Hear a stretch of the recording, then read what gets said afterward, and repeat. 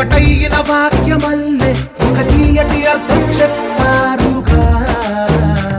విడివిడిగా వెళ్ళు స్వరాలే కల కలిపిన రాగమల్లే ఒక కమ్మని పాటై నిలిచారు.